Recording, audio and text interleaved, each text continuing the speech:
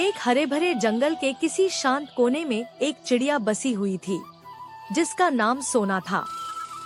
वह अपने 3 प्यारे छोटे छोटे बच्चों के साथ वहां रहती थी। उसके सुंदर और आरामदायक घर एक लंबे बरगद के पेड़ की शाखाओं में छिपा हुआ था। सोना रोज सोते समय उन्हें मीठा और सुरीला गीत गाकर सुनाती थी। तीसरे हाथी को इशारे से बुलाया, इधर आ, इधर आ, इधर आ। सोना का एक पुराना दोस्त चीकू कौआ था। वह पास के पेड़ पर ही रहता था। वह अक्सर सोना के साथ खाने की तलाश में उसके साथ जाया करता था। जब सोना बच्चों के लिए खाना लेने निकली, उसका दोस्त चीकू भी आ जाता। चीकू ने सोना से पूछा, सोना, क्या तुमने उस क्रूर चील के बारे में सुना?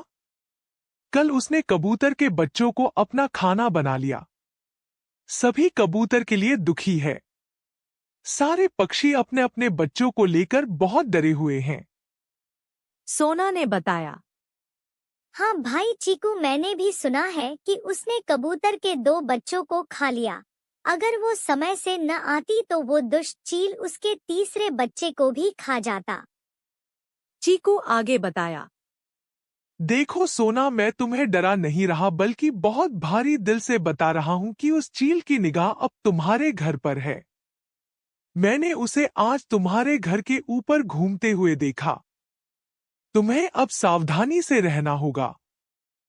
सोना चीकू की बात सुनकर डर गई। उसका दिल दहला गया।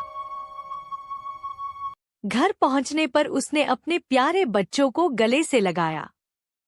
वह जानती थी कि उसके बच्चे अब खतरे में हैं।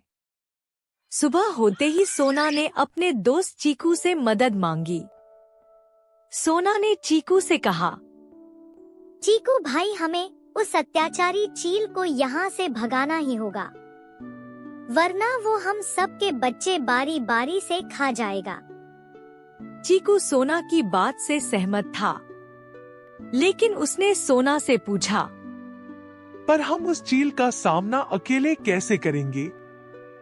सोना ने अपना प्लान चीकू को विस्तार से समझाया। सोना ने अपने बच्चों को चीकू के घर छोड़ दिया। दोनों दूसरे पक्षियों से मदद मांगने निकल गए। सीधा सामना करने की बजाय सोना ने अपनी बुद्धिमत्ता का इस्तेमाल करके उस अत्याचारी चील को बेवकूफ बनाने का निर्णय लिया।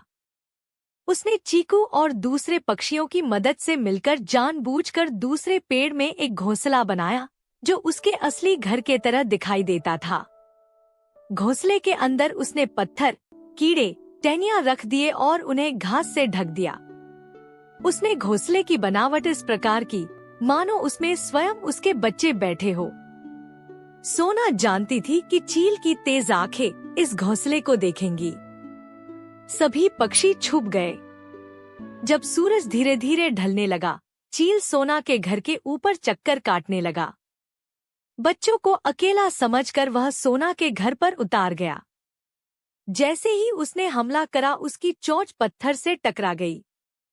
उसने देखा सिवाय पत्थर, कीड़े और घास टहनियों के उसमें कुछ नहीं है। धोखा खाकर वह जोर से चिल्लाया। उधर सारे पक्षी तेजी से आए और चील पर हमला बोल दिया। सबने अपनी चोंच मार मारकर चील को घायल कर दिया और दूर भगा दिया। इस तरह सोना की चालाक योजना काम कर गई। सब खुशी से चहकने और गीत गाने लगे। सभी ने सोना से पूछा, सोना, तुम्हारे अंदर इतना साहस कैसे आया? तुमने अपने बच्चों के साथ साथ सबकी जान बचाई। सोना ने कहा, मुझे पता था कि बुद्धिमत्ता, तेज सोच और सबके साथ से बड़ी मुसीबत से निपटा जा सकता है। बस इसी सोच से आज हम सब ने मिलकर एक बड़ी मुसीबत का सामना किया और हम जीत भी गए। इस तरह ये सबके लिए एक यादगार घटना बनकर रह गई। सभी पक्षी अपने बच्चों को कहानी के रूप में इस सच्ची घटना को सुनाते, ताकि वे भी अपने बच्चों को निडर और साहसी बना सके। कहानी से सीख: हमें जल्दबाजी में कभी कोई निर्णय नहीं लेना चाहिए। हमें सूझबूझ और बुद्धिमानी के साथ काम करना चाहिए। एक साथ मिलकर हम बड़ी से बड़ी मुसीबत का सामना कर सकते हैं। आपको हमारी वीडियो अच्छी लगे तो चैनल को सब्सक्राइब करें और वीडियो को लाइक और कमेंट करें।